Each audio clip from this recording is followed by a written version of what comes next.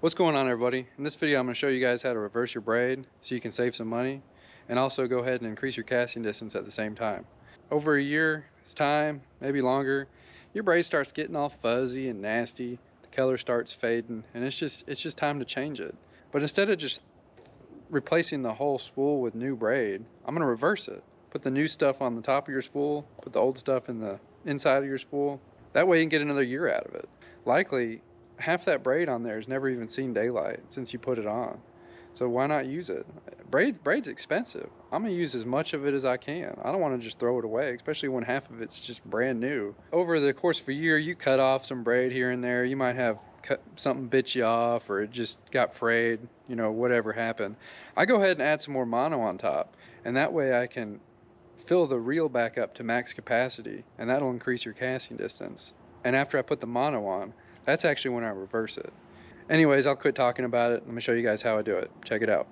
This is all the stuff I'm using in this video to reverse my braid.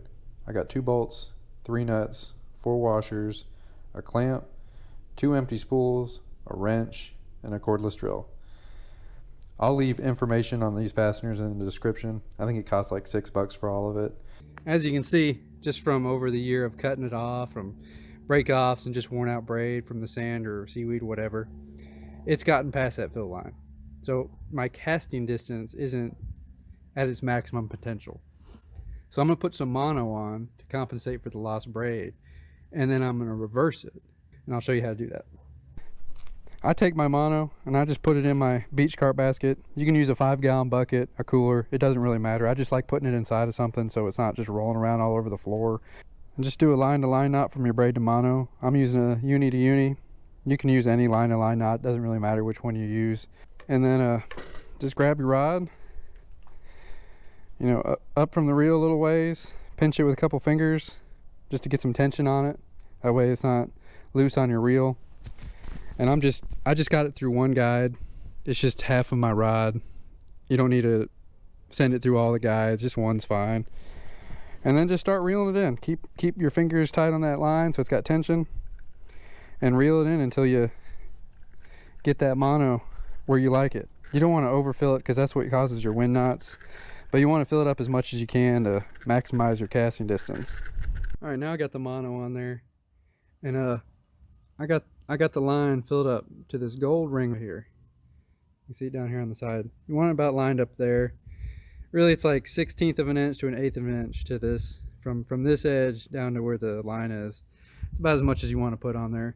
You overfill it, you'll start getting wind knots, and it'll just cause problems. So be sure not to overfill your spool. Now that you got this, we got to reverse it. So I'll show you the next step and how I do it. All right, now that we got the mono on there, we need to take the mono off and the braid underneath it off. And to do that, we're going to take one of our empty spools. We're going to put a bolt and a washer through it. On the other side, put a washer and a nut.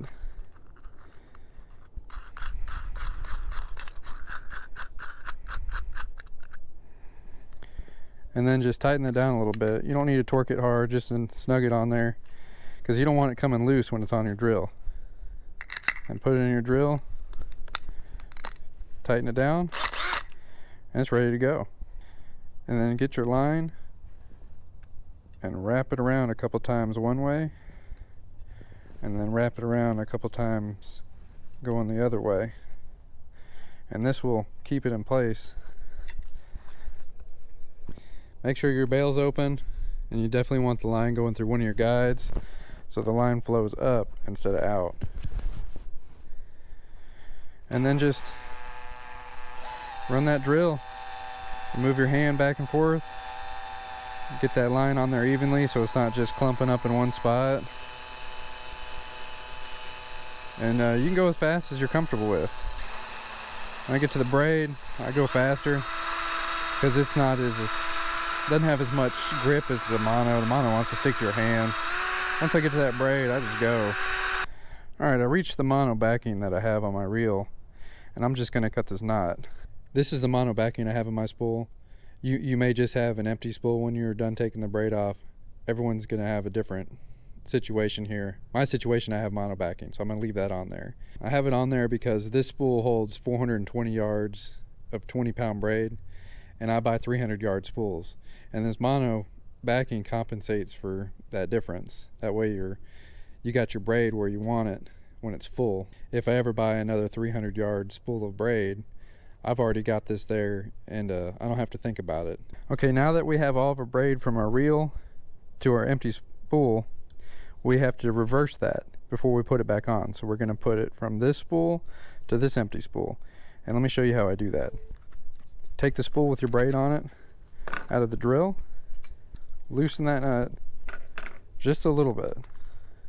You want that to be able to free spin now, and then take your other nut, put it on there, and you can just finger tighten these two together so it doesn't want to come loosen. And then take that clamp and you clamp it to something.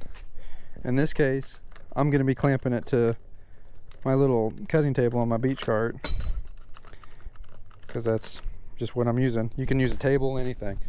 And now that it's clamped there, it'll free spin.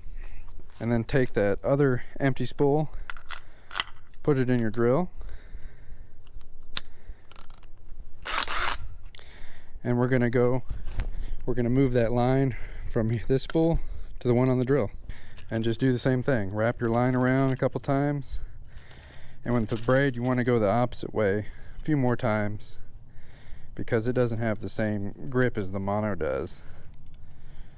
So just wrap it the opposite way about 3 or 4 times, and then use your drill to just go from one spool to the other. And you don't want to go super fast, because it'll cause problems. Just do a medium speed, take your time, and you can see I'm moving the line back and forth like I was before. And then just do this until you have all of the braid on this other spool. Now that we've put the line on the other spool, the mono's on top, and I'm going to use a line-to-line knot to connect it to my mono backing. If you're not using mono backing, that's just fine. Go ahead and do like an anchor knot right directly to your spool on your reel, and you can do it that way. There's my line-to-line knot. Just did another double uni knot. You can use any line-to-line knot you want. Doesn't really matter, they all work. Now I'm going to take that spool, loosen that nut, give it a little slack, put another nut on there, and just hand tighten them together so it doesn't move. And now that free spins,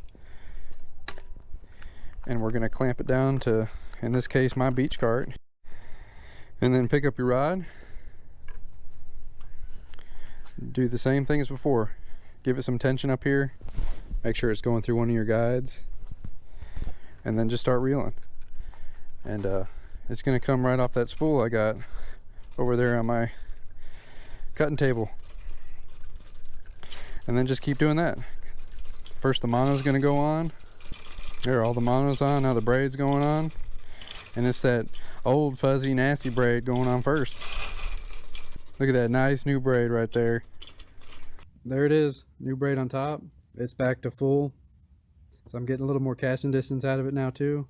And it's like brand new line. It's been sitting back there for a whole year. Hadn't been used. No sense in respooling the whole reel with another 300 yards when you got brand new braid sitting back there in the back. Well, that's how I do it. Usually takes me maybe 15 minutes to do it. It doesn't really take all that much time. I was just fiddling around the garage, getting some leaders ready, getting my poles ready for some fishing, and noticed that one reel, the braid on it was just real fuzzy. It was time to change it. I was just like, all right, I'm gonna go ahead and reverse this, make a video. So hopefully that saves you guys some money. Instead of buying new braid every year, you can reverse it every other year. And then, you know, after that, obviously you have to buy new braid. So hopefully I helped you guys out. If you've been enjoying my videos, please like and subscribe. And until next time, take care and tight lines.